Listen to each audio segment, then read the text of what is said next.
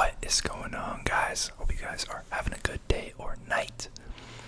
Back with a dividend update video today, and I've bought a new stock that we're going to talk about now. Usual disclaimer before we get started that none of this is financial, legal, or tax advice. I'm not a licensed professional. This is just for entertainment. It's my 2 cents, so take it with a grain of salt. Do your own research, consult a professional before you invest. Now, the portfolio is looking very good right now. We've had a good week in the market. We've had some very strong performance from a lot of the holdings, and we're only down about 6% now all time, which is pretty neat, coming out of the market that we've been coming out of, especially for the heavy focus on REITs that my portfolio has. So right now the portfolio is sitting at a value of $2,032.09. I've received $88.14 in dividends since I started the account. XIRR is negative 6.13%. Non-weighted return, negative 6.78%. So, not too bad. We're coming back. And the new stock. So I did buy Visa. You guys all know Visa, the credit card provider. I'm going to talk about them in a minute, but let's just run through the portfolio and where things are at right now.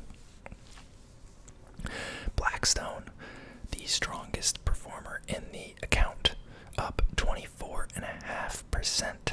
You guys know Blackstone, alternative asset manager. They've been in the portfolio for a while. Big real estate company. They have their B-REIT fund that's in the news a lot. We have Zoetis, animal health company, up 7.24%. Equity Lifestyle Properties, it's a mixed REIT, couple niche REIT markets. They have manufactured housing, marinas, and campgrounds, up about 3%.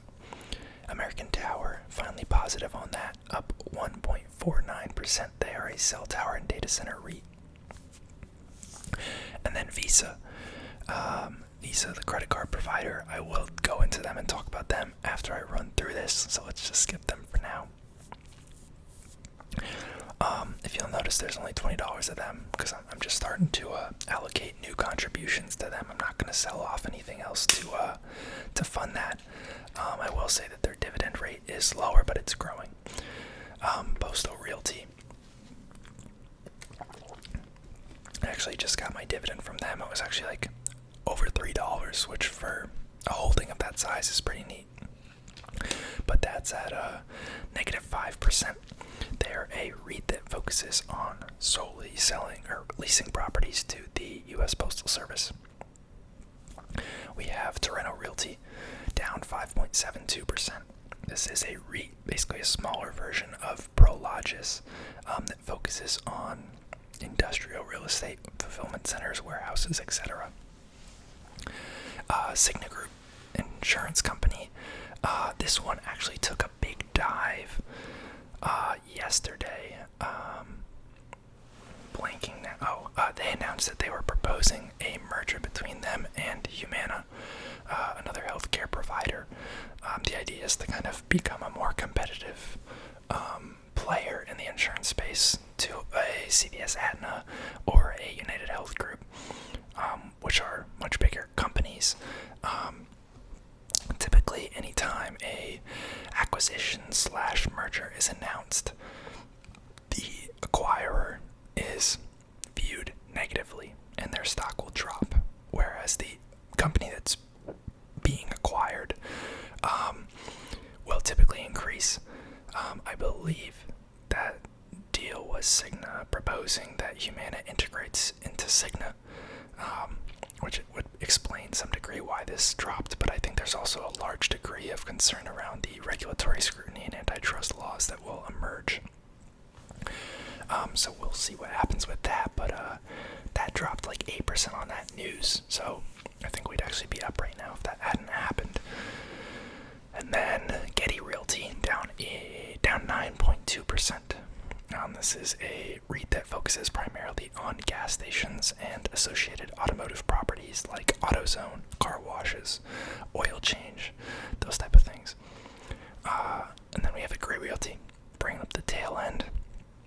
this is a retail REIT. IKEA's, Verizon's, Chipotle's, Home Depot's, AutoZone's, those type of properties. Typically freestanding, I believe. Down about 11% on them. They have kind of been lacking lately, and I don't really have much else to say on them at the moment. They're a reliable monthly dividend player, and I think that they're seeing some downward pressure now. One, because they're a REIT. Rates are up, not good for REITs. And also there's a lot of concerns around economic contraction, lower consumer spending, which would all be negatives for the retail sector. So, with that out of the way, let's close that, and we'll look at Visa. Sorry, my phone's blowing up, just gonna move that.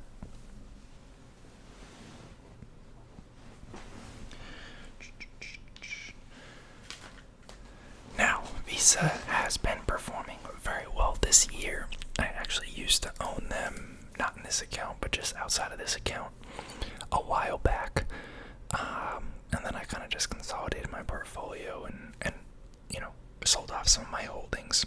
But they have a 0.8% yield right now. They are a $500 billion company. A lot of people think of them as a competitor to MasterCard, which they are, but they're not exactly equivalent competitors, if that makes sense. They're typically described as a duopoly, but Visa is actually significantly bigger than MasterCard and obviously bigger than Amex and Discover. They bear some resemblance to Amex and Discover, but Visa and MasterCard are a little bit of a different beast, and I'll get into that. It always kind of tends to be traded at a pretty rich valuation.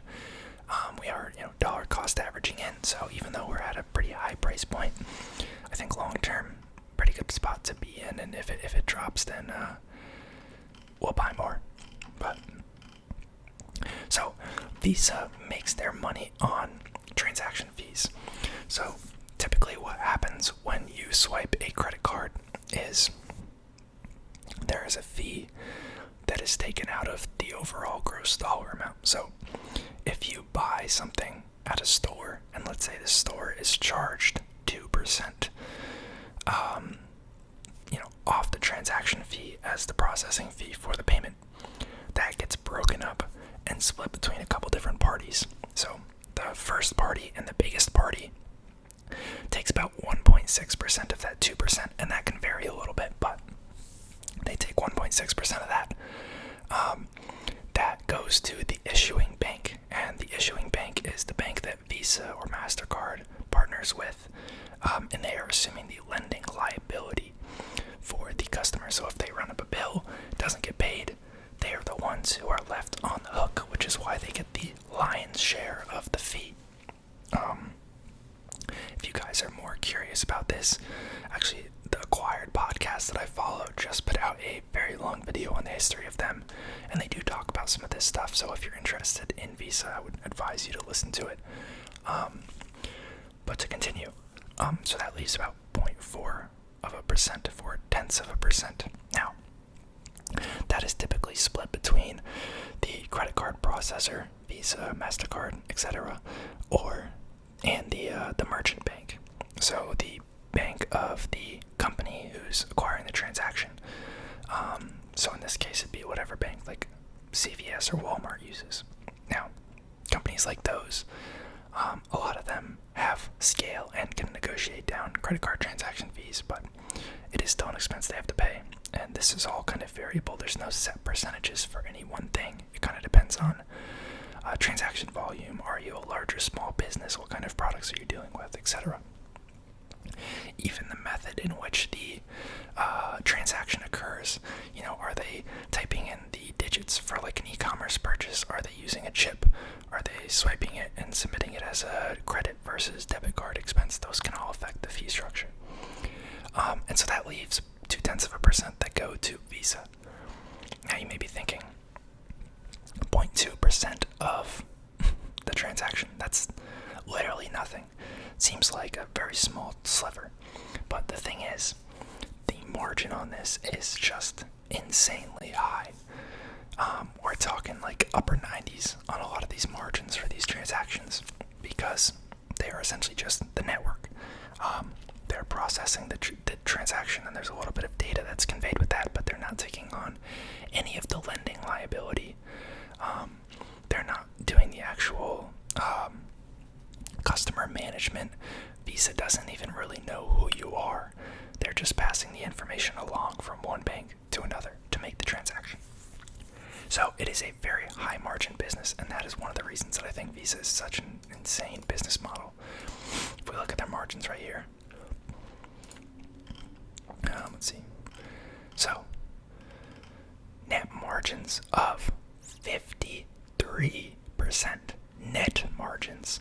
That is better than Apple, Google, Microsoft, you name it. They can't compete on the margin level. Even their gross margins are just insane. I mean, this might be a little off, but it's high 90s. It's approaching basically 100%, which is just nuts. So I think that makes for a very attractive business model. Now, I will say they don't have a huge moat. The moat is kind of the network itself. There is nothing really that differentiates Visa from MasterCard. So, it's a durable business in terms of Visa has the scale, but there's no differentiator necessarily between them and a couple other large competitors. Now, there's also other business models for the cards that charge higher fees to merchants, and that's how you're able to get some of that cash back on credit cards. A lot of the issuing banks will take some of those fees that they collect from the transactions and actually give them back to you to incentivize you to use their card even more, because a lot of the money that those banks are making regarding credit cards is late fees, interest, those type of things. So they don't even necessarily care about the transaction dollar amount as much, whereas Visa is incentivized to grow transaction volume as much as possible because they're just getting a flat percent. So let's see. Let's just quickly run through their revenue. I mean, this is just an immaculate business, and I don't know why I ever sold it, but hindsight is 2020. But we see pretty steady increase in revenue over time. I mean, it's definitely been increased by the rush of e-commerce, as that is, you have to use some sort of card to pay for things online versus in-person transactions. Cash is still a viable option. Check in some places. Obviously, COVID hurt them a little bit in terms of just people weren't out spending as much, but e-commerce was booming, so there's that.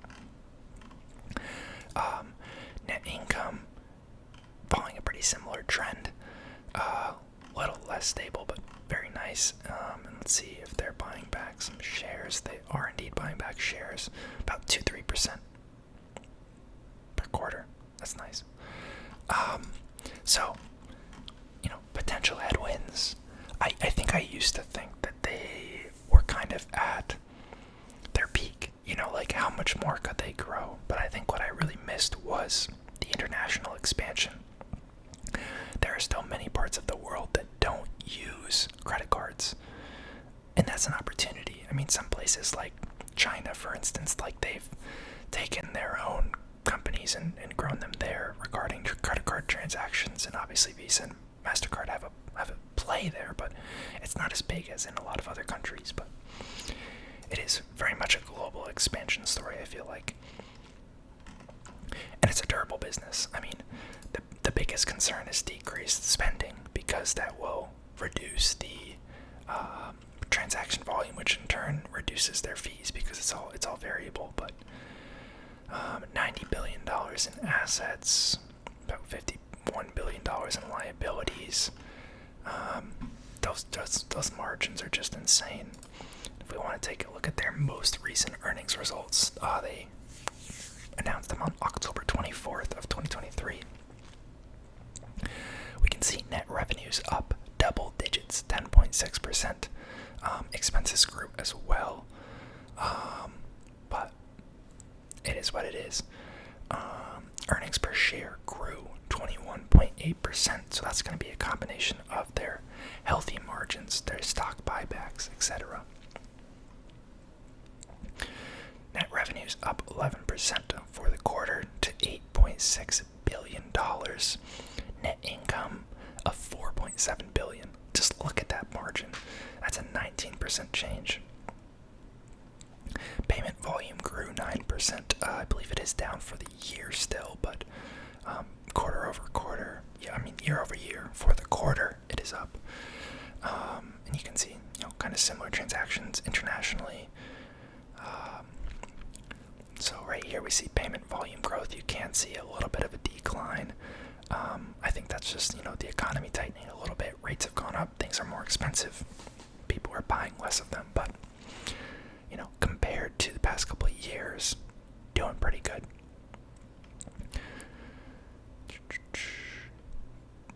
So here you can see the different markets that they play in. I'm not too sure what the difference between Visa and credit is. I know debit is treated a little bit differently. The banks have a lot bigger of a role in that, and the fees are a little bit different, which is why you'll see some small businesses will say, like, we only accept cash or debit card transactions because they want to avoid the credit card fees. Payment volume up, cross-border up, transactions up. Total number of cards you can see is still growing, up 7% for... Oh, this is just the overall number. I'm an idiot. This is just the blended average of these two. Blended weighted average. Then we have credit. Not as big of an increase. Debit actually grew pretty well. Revenue breakdown. I don't know a ton about these. Operating expenses up 13%. Looks like personnel and general and administrative costs were up pretty big. But yeah, not a ton more to say. Net cash. Yeah, I don't know. Let me know what you guys think. I think it's an immaculate company. I agree the valuation is rich. I agree that given an economic downturn, it could perform not as well, but overall, I feel really good about it. Dividend growth has been pretty good. The 5-year CAGR is 16.27%, which is phenomenal. The price just keeps increasing so much that the yield actually never gets very high. But